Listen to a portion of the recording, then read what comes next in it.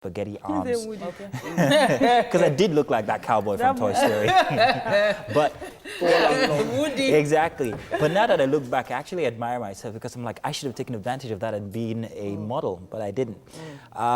Which is what informs the reason why I wear a big afro, because if this is the only thing that's going to be fat on my body, I will take it. So I've worn this for years. But the instance of body shaming in Nigeria is becoming a thing. People are becoming more aware that it's maybe not the right thing to do. But we have a culture where it's very easy for people to say, you're getting fat too. How far now? What's up? It's deep. It's actually it's a lot deeper than you think. I've mentioned it before on the show that when I was in secondary school, I was flat like an ironing board.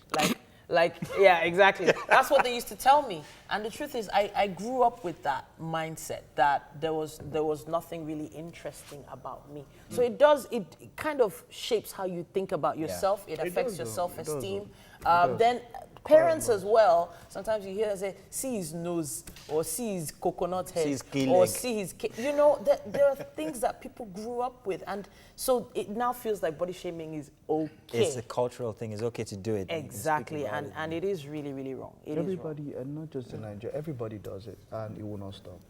You see, that's why the new wave of parents trying to affirm or give their kids affirmation from home is very important. Let them know at home that they are the best. Let them know that they are beautiful. Let them know that they are intelligent. It shouldn't come from, the worst is when it comes from the parents at home. That one, if it comes from home and comes from school, you have almost killed that child. You're making a very bad foundation. You've almost killed that child. Like, you've finished that child. If it comes from school and then at home, you are giving that self, that affirmation and all of that, it does help. Of course, everybody. In fact, yes, I think I was body shamed for being skinny, yeah? You were skinny? Yeah. Am I fat now? So, but, you know... I'm so sorry, Mike. I have body shamed you before. It was on Tuesday. Really? I'm so sorry. Why are you sorry? Everybody see body shame. I was still body shaming when the time comes. I remember what I said now that I think about it, but it's all fun. You don't have the idea. That's body shaming. So, I think in some way or the other, we've turned it to a joke. So in some way or the other, yes, we've turned it to joke, and it always applies. I just feel like somehow everybody does have, almost everybody does have that insecurity thing somewhere, which is why I don't have any problem with cosmetic enhancement. And I would always say, do what you can do if you have the money to make yourself feel good. Don't let nobody this thing. I still maintain people go, keep Kardashian showing our body now. If some women in this Nigeria had half, not even afford, if you had half a body like as nice as Kim Kardashian, as nice as Tope Olowoniyan.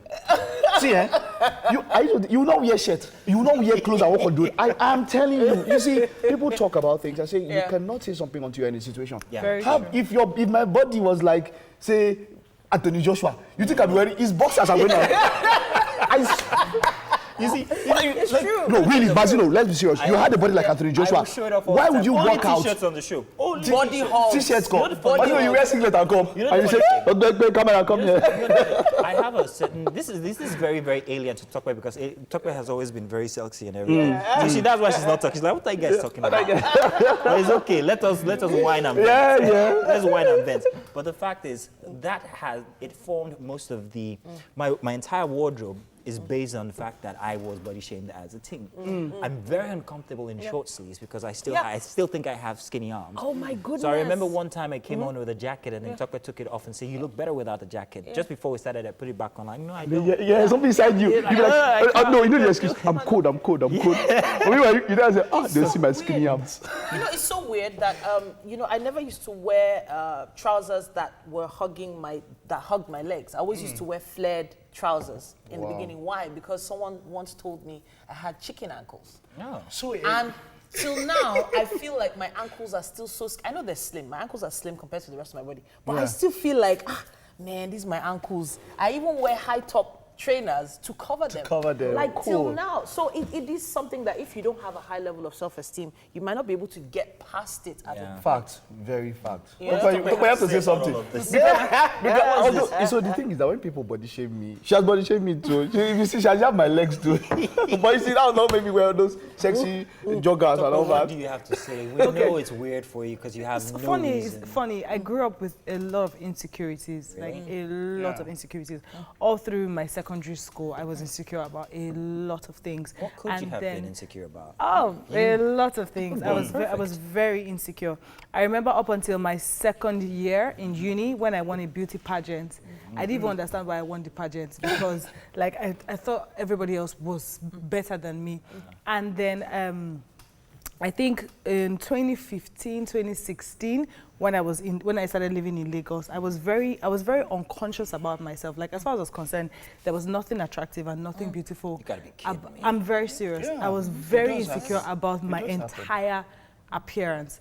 So I started to take off energy that people give me. When someone compliments me, I'll sit back and think, Did they really mean it? did they really mean it? Yeah. Up until this year, me. to be very honest, up until this year when I started my fitness journey, I was never confident in my skin. Like I would feel, that's why you would hear me say, baby girl for life, because now I'm very confident in myself. Yeah. But for a very long time, I could never praise myself. I could never say, oh, I'm beautiful or I look. That's why I'm looking at you guys like. So I don't think anybody has been asked. Has anybody Insecure. ever wondered why I have that hashtag I am dynamite?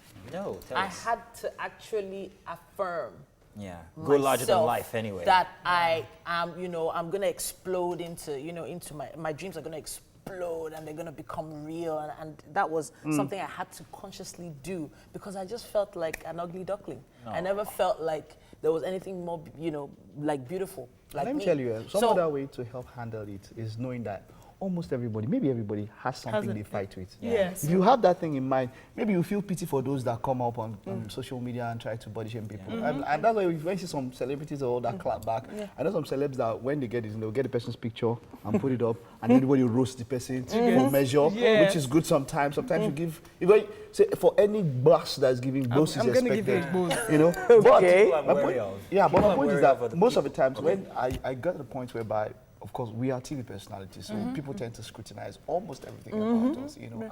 I can't be, when it comes to dressing, I can be laser fair. Look, if it was not, I would stroll out with the boxers. You've got a jacket for every day of the week. No, but seriously, I would wear boxers and just stroll out on the street and all that. But because of we